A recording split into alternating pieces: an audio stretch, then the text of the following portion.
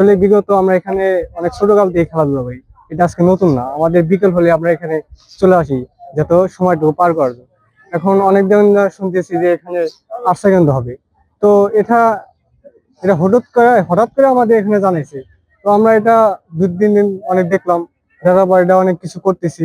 পরে এখন এটা হলো আমাদের বিকল্প একটা দাবি হবে যে যে এটা যেন পরবর্তী অন্য জায়গায় করতে হয়, কারণ এটা হলো আমাদের খেলাধুলার মাঠ। এটা এত সুন্দর একটা মাঠ, যেটা বন্যা হলে সবাই এখানে এসে ধান শুকায়, সবকিছু করে। আর সেখানেই আমাদের মানে আশাগন্ধ তুলবে। আমি সেই ছোটকাল থেকে এখানে দেখতে আসছি যে আমাদের বড়রা এখানে মাঠে খেলা খেলতেছে, সেক্ষেত্রে আমরা এখানে খেলতেছি। হুট করে এখন শুনতেছি যে এই মাঠের মধ্যে একটা বিল্ডিং হওয়ার কথা। তো দেখা যাচ্ছে এই বিল্ডিংটা যদি হয়, তাহলে দেখা যাচ্ছে আমরা যারা খেলছি, আমরা বল খেলি, তারা আর পরবর্তীতে আমরা খেলতে পারবো না, কারণ আমাদের 2-4 এলাকার মধ্যে এই একটা শুধু মাঠ আছে, এই ছাড়া আর কোনো মাঠ নাই। যে আমাদের ওই ধরনের খেলা এখানে খুব আমাদের ভালো লাগে খেলতে। যে এখন দেখা যায় যে যদি একটা বিল্ডিং ওঠে, তাহলে আমরা পরবর্তীতে আর কোনো খেলাধুলা করতে পারবো না। তাই আরো আমাদের এখানে যে প্রতিবারই বন্যা হয়, সেই বন্যার কবলিতে বাঁচার জন্য আমাদের এই মাঠটা পুরা লাগে।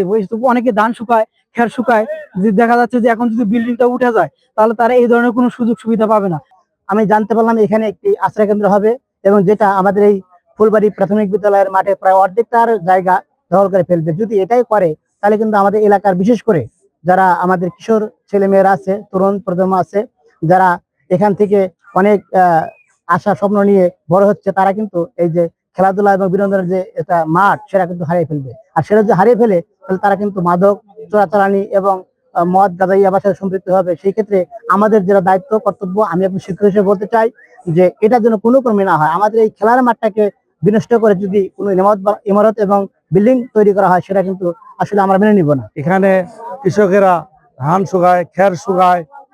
এবার বর্ষার মধ্যে যে ক্ষতি হয়ে গেছে, সবাই এখানে আনি ধান, কয়েক গ্রাম মিলে এখানে আসি ধান শুকাইছে এবং খের শুকাইছে, এবং সবাই এখানে আসি আশ্রয় নিছে।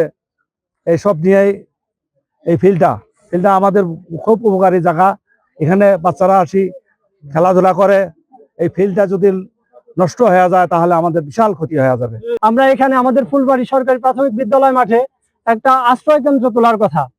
সেই আশ্রয় কেন্দ্র যদি তুলতে চায়, বিগত আরো জায়গা আছে, আমাদের স্কুলের নামে জায়গা আছে, তো সেই জায়গার জন্য তারা তুলে নেয়, এবং অনেক অনেক লেভেলের জায়গা আছে। এখন এই ফুলবাড়ি সরকারি প্রাথমিক বিদ্যালয়টার মধ্যে যদি কোনো আশ্রয় কেন্দ্র তোলা হয়, সেখানে আমাদের তরুণ প্রজন্মের অনেক খেলার বিঘ্ন হবে।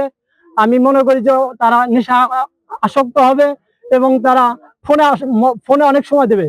এখন এই তরুণ প্রজন্মের একমাত্র ক্ষতিকর মাধ্যম হচ্ছে মোবাইল ফোন। তারা যদি খেলা থেকে দূরে থাকে, তাহলে তাকে প্রচুর পরিমাণে ফোনে সময় দেবে, কারোর সাথে কথা বলবে, গেম খেলবে। এটা হচ্ছে আমাদের তরুণ প্রজন্মকে আটকানোর একটা মাধ্যম।